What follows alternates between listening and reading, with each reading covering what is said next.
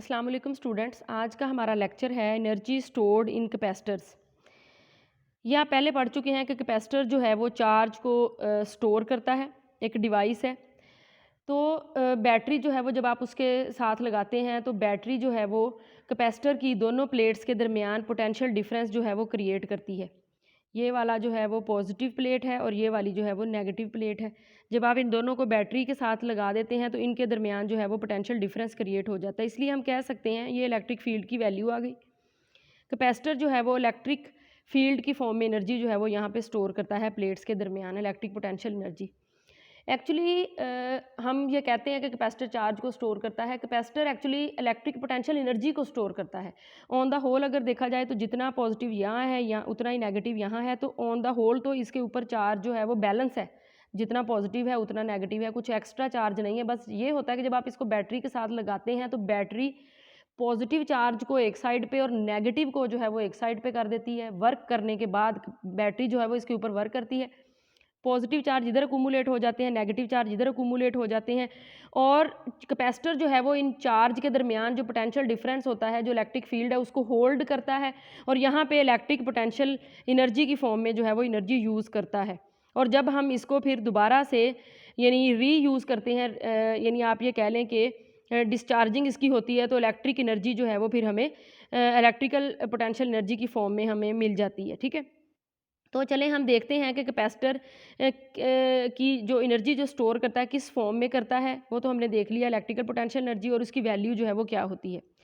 For example जब capacitor charge करना शुरू करता है, यानी बैटरी के थ्रू जो है वो, जब आप उसको बैटरी की पॉजिटिव प्लेट के साथ और इसको जो है वो बैटरी की नेगेटिव प्लेट के साथ जोड़ देते हैं पॉजिटिव चार्ज, तो हर चार्ज को इधर अकुमुलेट करने के लिए बैटरी को जो है वो क्या करना पड़ता है, वर्क। ठीक है, और वही वर्क जो है बैटरी का वो इसके दरमियान इलेक्ट्रिकल पोटेंशियल एनर्जी की फॉर्म में स्टोर होता जाता है। ये बिल्कुल ऐसे ही है जैसे एक फर्श के ऊपर ईंटें जो हैं वो ऐसे बिखरी पड़ी हों और आपने उनको उठा के एक दूसरे के ऊपर रखना हो। तो एक ईंट आप उठाएंगे, उसके बाद दूसरी, तीसरी, चौथी, जब ऐसे ऊपर रखते जाएंगे तो जाहिर सी बात है एक तो फर्श से जो एंड वाली ईंट होगी उस तक एक हाइट क्रिएट हो जाएगी, और हर नई ईंट रखने के लिए आपको एक्स्ट्रा वर्क जो है वो करना पड़ेगा। अब जो सबसे ऊपर वाली ईंट होगी उसके और फर्श के दरमियान क्योंकि एच हाइट क्रिएट हो चुकी है, तो वो ईंट जो है या जितनी हाइट पे पहुंच चुकी होंगी वो पोटेंशियल एनर्जी जो है वो रखती होंगी। वो पोटेंशियल एनर्जी उनके पास कहाँ से आई, वो एक्चुअली वो वर्क है जो आपने उनको एक दूसरे के ऊपर ऐसे स्टैक करने में, लगाने में किया। तो बिल्कुल बच्चों, यहाँ पे भी बैटरी एक्चुअली वर्क करती है चार्जेस को यहाँ पर स्टोर करने के लिए, और वही वर्क जो है वो हम कहते हैं कि कैपेसिटर ने इलेक्ट्रिकल पोटेंशियल एनर्जी के तौर पे अपनी प्लेट के दरमियान स्टोर कर लिया है। ठीक है, तो चले हम इसकी मैथमेटिकल फॉर्म देखते हैं। इनिशियली जब कैपेसिटर अनचार्ज होता है तो उसकी प्लेट के दरमियान जो पोटेंशियल डिफरेंस होता है वो होता है ज़ीरो। शुरू में कोई चार्ज नहीं होता दोनों के ऊपर, मतलब चार्ज नहीं होता, एक तरफ पॉजिटिव और नेगेटिव नहीं होता, तो आप ये कह सकते हैं कि दोनों के दरमियान कोई पोटेंशियल डिफरेंस नहीं होता। जैसे जैसे चार्ज बढ़ता जाता है ये पोटेंशियल डिफरेंस जो है वो बढ़ता है, और हम ये कह सकते हैं कि ये जो फाइनल है, यानी इनिशियल ये हो गया और जो फाइनल है वो हो गया V। जितना बैटरी की वोल्टेज होती है उतना ही पोटेंशियल डिफरेंस जो है वो कैपेसिटर की प्लेट के दरमियान क्रिएट हो जाता है। उस वक्त तक बैटरी चार्ज करती रहती है कैपेसिटर को जब तक कैपेसिटर की प्लेट के दरमियान का पोटेंशियल डिफरेंस बैटरी के अपने पोटेंशियल डिफरेंस के बराबर ना हो जाए। तो शुरू में था 0 और एंड पे हमारा हो गया V। तो इसकी वैल्यू को जब आप एवरेज वैल्यू निकाल लें कैपेसिटर को चार्जिंग के लिए, कैपेसिटर चार्ज हो जाता है तो हमारे पास आ गई 1/V। तो पोटेंशियल एनर्जी का फार्मूला आपने पहले पढ़ा हुआ है कि delta kinetic energy is equal to Q delta V। Q जो है वो चार्ज है, डेल्टा V पोटेंशियल डिफरेंस है, और डेल्टा काइनेटिक एनर्जी वो एनर्जी है जो उसने स्टोर करनी है। क्योंकि ये इलेक्ट्रिकल पोटेंशियल एनर्जी की फॉर्म में स्टोर होनी है तो हम इसको पोटेंशियल एनर्जी जो है वो कह देते हैं। ये वाला फार्मूला आपने पीछे पढ़ा हुआ है, इसलिए मैंने ये लिखा है। अब Q चार्ज है, डेल्टा V जो है वो अभी आपने यहाँ से निकाल लिया है, पोटेंशियल डिफरेंस जितना क्रिएट हो चुका है वो निकाल लिया है। आप फार्मूले में पुट करेंगे तो आपके पास जो है वो फार्मूला आ गया हाफ ऑफ QV।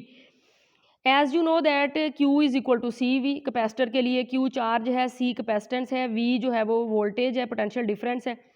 तो हमारे पास एनर्जी की वैल्यू आ गई हाफ ऑफ CV²। ठीक है, तो एक तो जो कैपेसिटर जो एनर्जी स्टोर करता है उसके लिए ये एक तो फार्मूला जो है वो आपके पास आ गया। लेकिन याद रखें ये जो है वो पैरेलल प्लेट कैपेसिटर है और ये इलेक्ट्रिकल पोटेंशियल एनर्जी की फॉर्म में अपनी प्लेट के दरमियान जो है वो स्टोर करता है। तो हम ऐसा फार्मूला जो है वो बनाएंगे, यानी जिसमें इलेक्ट्रिकल फील्ड है उसकी फॉर्म में एनर्जी स्टोर कर रहा होता है प्लेट की पॉजिटिव प्लेट के दरमियान और नेगेटिव प्लेट के दरमियान जो इलेक्ट्रिक फील्ड मौजूद होती है।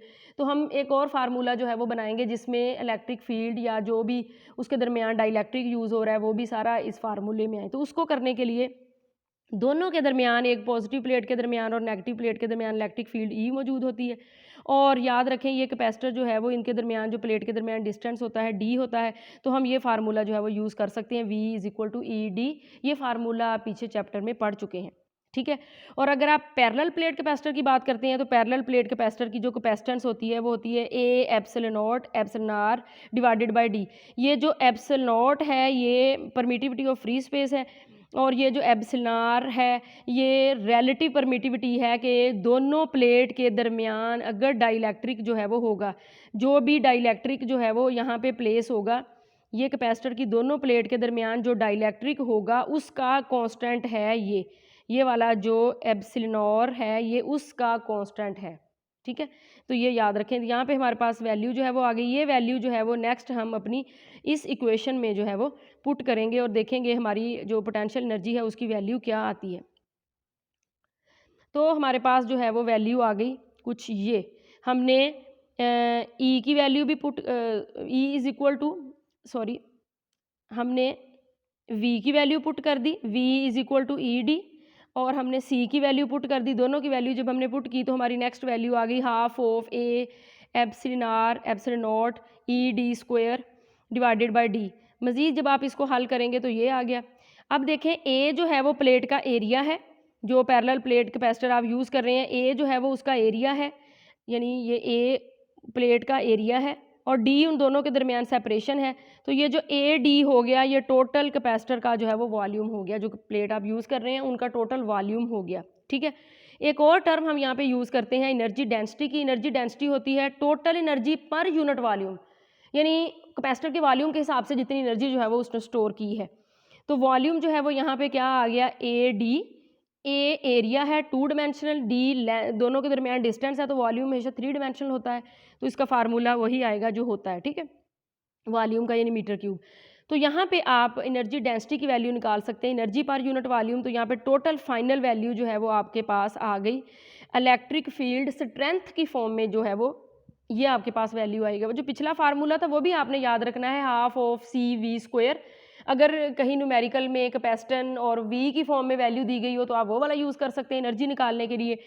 और अगर इलेक्ट्रिक फील्ड की स्ट्रेंथ के मुताबिक न्यूमेरिकल दिया गया हो तो फिर आप ये वाला फार्मूला जो है वो भी यूज़ कर सकते हैं। ये एनर्जी डेंसिटी का हो गया और ये वाला जो है वो आपके लिए एनर्जी का हो गया, ठीक है। तो चलें, ये था हमारा आज का टॉपिक कि कैपेसिटर जो है वो एनर्जी किस फॉर्म में जो है वो अपने अंदर स्टोर करता है, ठीक है। चलें जी, अल्लाह हाफिज़।